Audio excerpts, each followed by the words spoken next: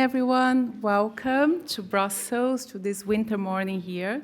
I hope you already had some coffee and refreshments and you are ready for a very interesting day on energy today. My name is Daniela Sedola. I'm a partner at PwC Luxembourg, and we are the contractors providing expertise and supporting the Commission in the implementation of the Investors' Dialogue on Energy. So I'll have the pleasure to moderate our first plenary meeting of the Investors' Dialogue on Energy. This is our annual event when we bring together members of all the working groups and a huge number of highly relevant stakeholders to discuss the developments of the work, of the findings of the working groups, of the Investors' Dialogue, and what we produce during the year. Here together we have industry representatives, we have financiers, we have investors, we have policymakers, we have also NGOs and academia representatives as well. The Investors' Dialogue started in February 22, and it has been organizing 5 working groups covering all the 5 segments of the energy value chain. So we have energy production, transmission and distribution, storage, heating and cooling, and services and prosumers. I have to say that I'm really delighted to have so many of you here today. We have about 30 speakers that will be with us throughout the day, and everybody from different sectors and backgrounds, ranging from policy to industry, to technologists, to bankers, and also analysts. So the cast is really stellar, and I think will be really great. We hope to give you a more rounded view of the work being done by the ID, and more importantly, to discuss energy in Europe today, in light of the massive energy crisis, in light of the political instability, the war, weaponization of resources, inflation, high energy prices, it's a very long list, so I'm looking forward to the discussions. So in the time we have together, we have structured the plenary in 4 parts, so let me just show you the agenda. We are going to start with a keynote speech by Mrs. Kadri Simson. She's the European Commissioner for Energy. This will be then followed by a debate on our policy session on the challenges and opportunities in implementing REPowerEU. So we're going to have presence of speakers from DG Energy. We're going to have a member of the European Parliament, EIF, representative of the International Energy Agency, and an innovator. So the presenters will be introduced shortly. We'll then sequence with 3 technical sessions. So the technical session 1 will be presenting the results, the main findings of the working groups, with a focus on what has been achieved so far. So each working group is then represented by one of the permanent members that kindly volunteer to be with us today and to speak. The technical session 2 will shed more light on innovation. So we're going to be talking as well about the prospects, perspectives of financing innovation in energy, and also along the value chain for clean technologies.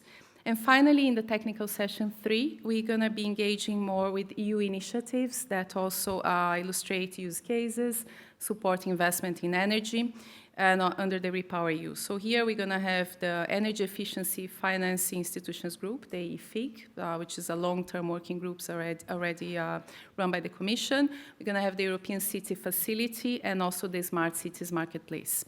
So each session will allow time for questions from the audience here by raising your hands. We have running mics, and also our colleagues will be monitoring the chat online. For those that are online watching, you can also pose questions, and we're going to be taking here on the floor. So let's see what this group of experts have to say today. I think what kind of global view we're going to be able to achieve at the end of the day, whilst keeping the focus on the essential questions that we have, right? So how can we invest more and achieve a higher share of renewables in the energy mix in Europe? Or how can we tackle investment barriers for the sector? Also how to streamline financing for energy investments.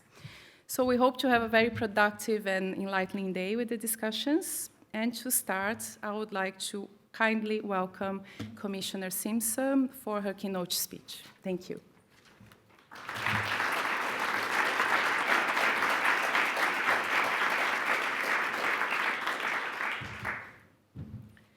Thank you, Daniela, and good morning, everybody. Today's first plenary session of the Investors' Dialogue is an important moment.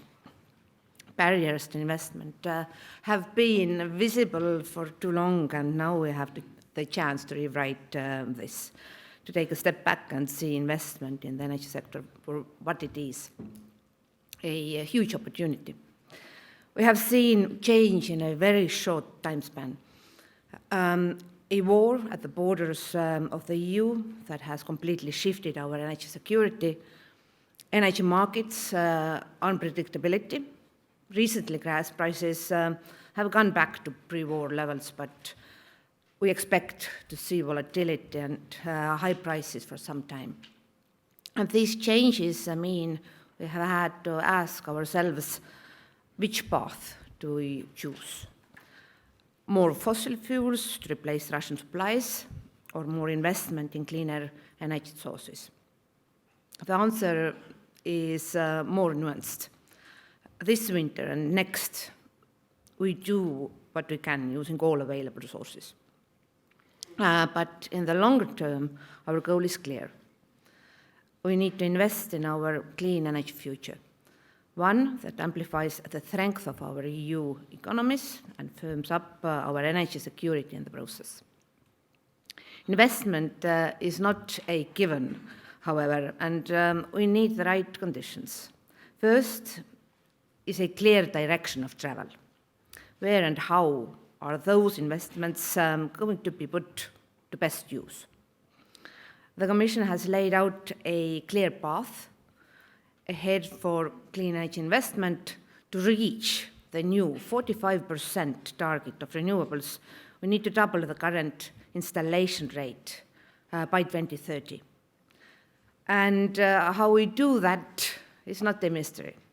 The EU is already a world leader in offshore renewable energy production and technologies, and the potential for further development is here. The same goes for solar, one of the fastest growing industries in the world. Over the past 15 years, we have seen over 40% increase in solar PV production per year. Asia currently has the competitive edge, but EU has incredible potential, especially in innovation and production of clean energy technologies. Not only is it possible, but we aim to double the solar photovoltaic capacity already by 2025. Meanwhile, we propose to double the rate of deployment of heat pumps and proposed measures to integrate geothermal and solar thermal energy in modernized district and communal heating systems. And in the REPowerEU plan, we recommended to speed up permitting for renewable projects, which once adopted by the Council and Parliament should help to accelerate even further their deployment. At the same time, stability is key for investment, and we know that is a must for those who will do the investments. So, as such, a stable market design is crucial for future investments, and looking beyond current winter, we will come up with proposals to make the electricity market more resilient to price swings. Our planned reform of the electricity market aims to improve the long-term market and price signals to provide stability for both investors, but also to the consumers. And I've laid out how and where we need to invest, but we can't ignore the scale of the challenge ahead. Even if we do create the right stable policy environment to attract investors, in comparison to the previous decade, the magnitude of investments to achieve the 2030 targets is enormous. Our analysis shows that REPowerEU demands additional investment of 210 billion euros between now and 2027. And that is on top of what is needed to realize the objectives of Fit for 55 proposals. And to give the sense of this magnitude, the aggregate 7-year EU budgetary commitment, MFF and Next Generation EU combined, amounts to 2 trillion euros. Some of these programs are dedicated to energy like CEF energy or LIFE, clean energy transition. Many others support energy projects as well, like Recovery and Resilience Facility, Just Transition Fund, and cohesion funds. That said, we know that public resources will not be enough to meet the investment gap. and we need to mobilise more private capital to meet our goals. So we should channel public resources in a smart way so that we crowd in private capital and make the projects attractive for investors and customers. This forum, the Investors' Dialogue on Energy, is one of the best tools to help approach this challenge. A chance for the investment discussions that need to take place, and a way to bring together the experts from the energy and finance sectors, a place to look at what is already available, both public and private, when it comes to financing schemes across member states and at the EU level, and to ask ourselves, where can we improve? And where is the space for new financial instruments and products? Are the current rules in place serving us and our goals? Over the next few years, I hope that together we can answer these questions. And this year alone, we have a lot on the agenda.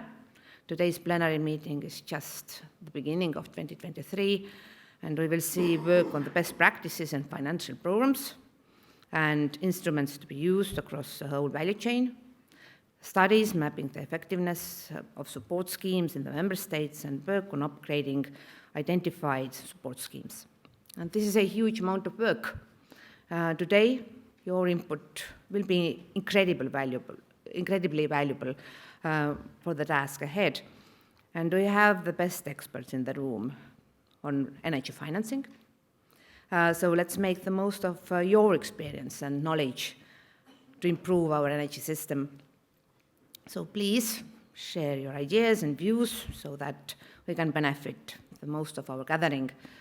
And with that introduction, I will end here, and I wish you all the best for the work ahead and excellent discussions to kick the year. Thank you.